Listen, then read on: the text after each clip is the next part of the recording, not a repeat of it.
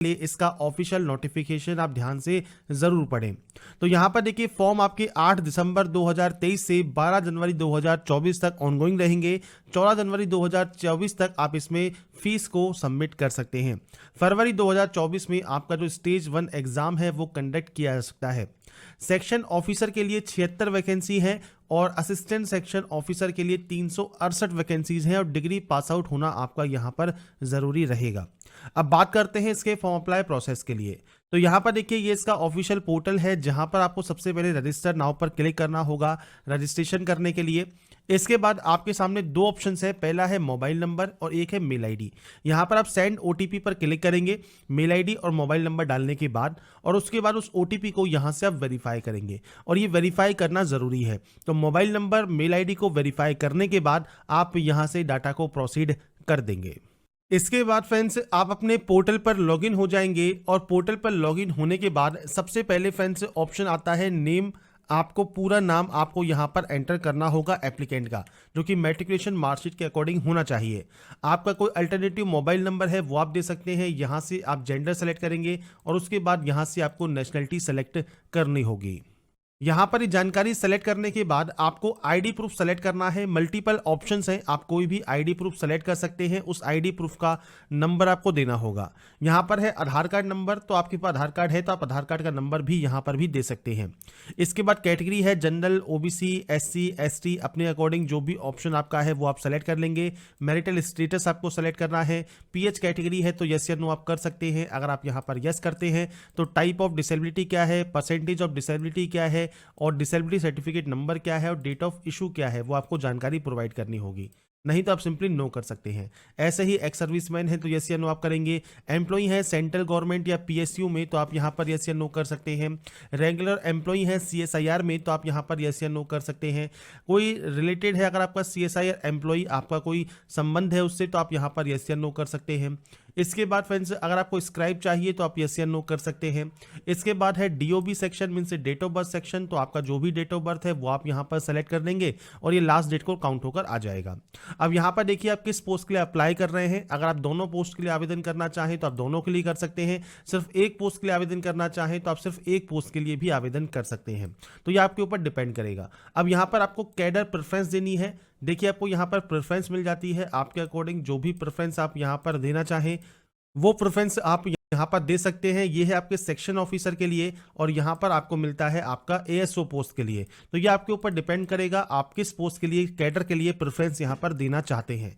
इसके बाद आप यहाँ से डाटा को डिक्लेयर करेंगे और उसके बाद फ्रीज, सेव एंड कंटिन्यू पर क्लिक कर देंगे। इसके बाद देखिए बेसिक डिटेल ऑप्शन है। सबसे पहले है एग्जाम सिटी, तो यहाँ पर देखिए एग्जाम सिटी आपको सेलेक्ट करना है। सिटी 1 आपको मिल जाता है, सिटी 2 के ऑप्शंस आपको यहाँ पर मिल जाते हैं। इसके बाद सिटी 3 है तो आप सिटी 3 यहाँ से सेलेक्ट कर लेंगे। इसके बाद फ्रेंड जो स्टेज 2 एग्जाम आपका होगा पेपर 3 एंड सीपीटी, उसके लिए फ्रेंड्स आपको यहाँ पर जो प्रेफरेंस है वो आपको देनी होगी। इसमें भी आपको 3 सेंटर्स यहाँ पर चूज करने होंगे, तो आपके अकॉर्डिंग जो भी सेंटर आप यहाँ पर लेना चाहें वो आप ले सकते हैं। इसके बाद है पर्सनल डिटेल्स। अब यहाँ पर सबसे पहले आता है आपका फादर नेम, तो फादर नेम आपको यहाँ पर एंटर करना है और इसके बाद आपको आपका मदर नेम एंटर करना होगा। इसके बाद है परमानेंट एड्रेस। परमानेंट एड्रेस जहाँ के आपके डॉक्यूमेंट्स हैं, सबसे पहले फ्रेंड्स यहाँ पर देखिए पिन कोड लुकअप पर आप क्लिक करेंगे। आप यहाँ पर जाएंगे, स्टेट सेलेक्ट करेंगे, यहाँ से डिस्ट्रिक्ट सेलेक्ट करेंगे और उसके बाद पिन कोड सेलेक्ट करेंगे और उसके बाद गो पर क्लिक करेंगे। ये करने के बाद आपका देखिए नियरेस्ट रेलवे स्टेशन कौन सा लगता है वो जानकारी आपको यहाँ पर प्रोवाइड करनी होगी। ये करने के बाद आपका पूरा एड्रेस क्या है वो आप यहाँ पर एंटर कर देंगे। तो यहाँ पर फ्रेंड जितनी भी डाटा मैंने अभी तक फिल की है या फिल करने वाला हूँ ये सिर्फ सैंपल या डेमो के तौर पर है, आपको आपकी एक्चुअल जानकारी यहाँ पर देनी होगी।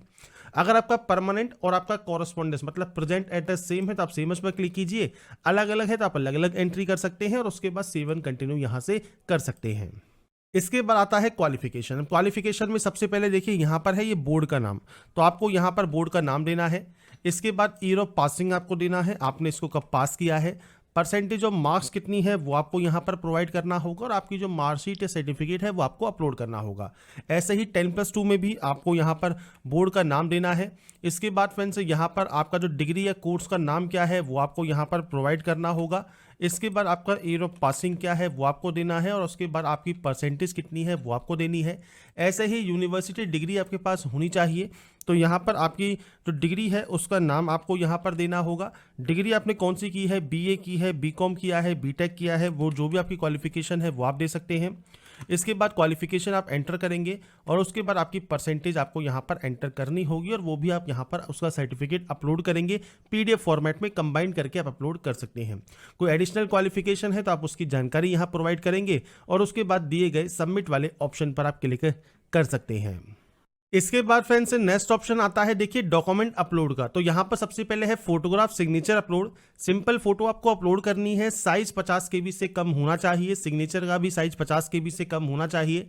यहाँ पर है मैट्रिकुलेशन सर्टिफिकेट या बर्थ सर्टिफिकेट, तो आपका जन्म प्रमाण पत्र या 10वीं का सर्टिफिकेट जिसपे डेट ऑफ बर्थ मेंशन हो वो आप यहाँ पर अपलोड कर सकते हैं पीडीएफ फॉर्मेट में। और आपका जो कास्ट सर्टिफिकेट है वो आपको पीडीएफ फॉर्मेट में यहाँ पर अपलोड करना होगा और इसके बाद ही आप यहाँ से डाटा को डिक्लेयर करेंगे। डिक्लेयर करने के बाद आप सबमिट यहाँ से कर सकते हैं। तो ये लास्ट स्टेप है जो कि डॉक्यूमेंट अपलोड का रहेगा। आपके अकॉर्डिंग आपके जो भी डॉक्यूमेंट्स हैं वो आप यहाँ पर अपलोड कर सकते हैं।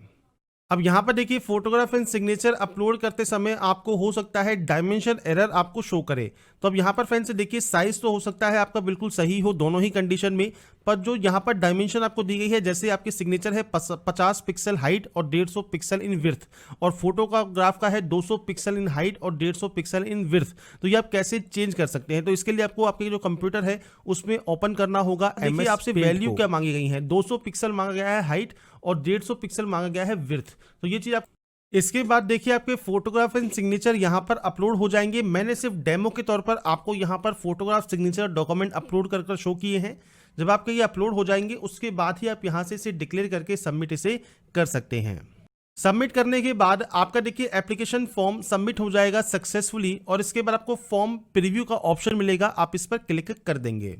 फॉर्म पर क्लिक करने के बाद यहाँ पर देखिए आपको प्रिंट का ऑप्शन मिलता है, आप यहाँ पर जाएंगे और आपके एप्लीकेशन फॉर्म का जो प्रिंट आउट है वो सेव करके अपने पास रख लेंगे फ्यूचर यूज